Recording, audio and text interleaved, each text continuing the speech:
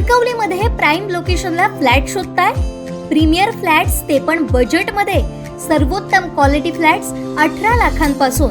Market, शाळा, hospital, railway station, bus stand, highway पासून 5 मिनिटांवर. Parking, 24 तास पाणी, बॅकअप सह लिफ्टची सोय. तुमची लाईफस्टाईल अपग्रेड करा नव्या घरात. ऑफिस पत्ता विल्बर्ट प्रॉपर्टीज, मनोहर शिल्प, पहिला मजला, जानवली ब्रिज जवळ, कणकवली.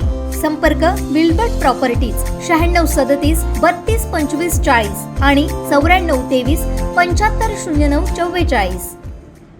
आमची कंपनी तयार आहे. वैभव नाईक यांनी आधी स्वतःची कंपनी पाहावी. पराभवाचा बदला घेतल्याशिवाय आम्ही शांत बसणार नाही, असा टोला दीपक नारकर यांनी लगावला आहे. पाहूयात. काल माननीय निलेशजी राणे साहेब आपले कुडाळ आणि मालवणचे भारतीय जनता पार्टीचे प्रभारी आणि प्रमुख यांचं काल मुंबईवरनं कुडाळ मालवणमध्ये या ठिकाणी आगमन झालं आणि त्या आगमनाच्या दृष्टिकोनातून फार मोठा एक कार्यकर्त्यांमध्ये उत्साह होता आणि सर्व कार्यकर्ते फार मोठ्या उत्साहानं त्यांचं स्वागत करण्यासाठी काही कार्यकर्ते बांद्याला त्या ठिकाणी होते, काही कार्यकर्ते झारापच्या 0 पॉईंटवर त्या ठिकाणी आलेले होते. शेकडोंच्या संख्येनं या ठिकाणी मोटरसायकली आणि गाड्या यांची प्रचंड रॅली होती आणि एक चांगल्या पद्धतीनं त्यांचं स्वागत झालं आणि आम्ही सर्वजण भारतीय जनता पक्षाचे कार्यकर्ते सातत्यानं निलेशजी राणे साहेब या भागाचे आमदार व्हावेत आणि आमदार होऊन त्यांच्याकडनं एक जनतेची चांगल्या पद्धतीनं सेवा घडावी यासाठी आम्ही सर्व कार्यकर्ते एक फार उत्सुक आहोत की येणाऱ्या 2024च्या निवडणुकीमध्ये राणेसाहेबांना म्हणजे निलेशजी राणेसाहेबांना या ठिकाणी तिकीट मिळेल अशी आम्ही आशा व्यक्त करतो आणि चांगल्या पद्धतीनं आम्ही त्यांना सर्व कार्यकर्ते अत्यंत प्रामाणिकपणे काम करून त्यांना निवडून देऊ. दुसरा आपण जो विषय घेतला टायगर इज बॅक, राणेसाहेब पण या ठिकाणी बोललेत की मी एक सर्वसामान्य कार्यकर्ता आहे. सर्वसामान्य कार्यकर्त्यांचे प्रश्न सोडवण्यासाठी मी या ठिकाणी जे काही प्रयत्न करता येईल ते मी प्रयत्न करणार आहे असे कालच्या प्रेसमध्ये सुद्धा निलेशजी राणेसाहेब या ठिकाणी बोललेत. आपण टायगर वगैरे कोण नाही आहोत, आपण एक सर्वसामान्य कार्यकर्ता आहोत. सर्वसामान्य कार्यकर्त्यांचे प्रश्न एक सर्वसामान्य कार्यकर्ता आपण जाणून घेणार आहोत असंही ते या ठिकाणी बोललेले आहेत. हे बघा, आम्ही काय वैभव नाईकांच्या टीकेकडे फारसं लक्ष देत नाही. आमची कंपनी ठरलेलं आहे, आमच्या कंपनीचे राजपार्ट ठरलेले आहेत, आमच्या कंपनीचा भाग ठरलेला आहे. त्यांनी कोणती कंपनी ती त्यांनी बघावी.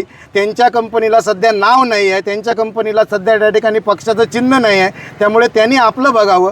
आमच्या कंपनीचा राजपार्ट ठरलेला आहे, आमच्या कंपनीचं नाव आहे आणि आमची कंपनी ह्या सिंधुदुर्ग जिल्ह्यामध्ये नव्हे तर महाराष्ट्रामध्ये या देशामध्ये एक पॉप्युलर कंपनी आहे, समजलं नाव असलेली कंपनी आहे. त्यामुळे त्यांच्या वक्तव्याकडे आम्ही फारसं या ठिकाणी गांभीर्याने कधीच बघत नाही आणि ह्याच्या पुढे सुद्धा बघणार नाही. मैदान अजिबात लांब नाही आहे. 7-8 महिने राहिले असतील निवडणुकीला. त्यांनी उभंच राहावं, समजलं, पण त्यांनी कुठची ती कंपनी ठरवावी आणि उभं राहावं. आम्ही संपूर्ण तयारीनिशी आहोत आणि एकदा त्यांनी होऊन जाऊन दे ना.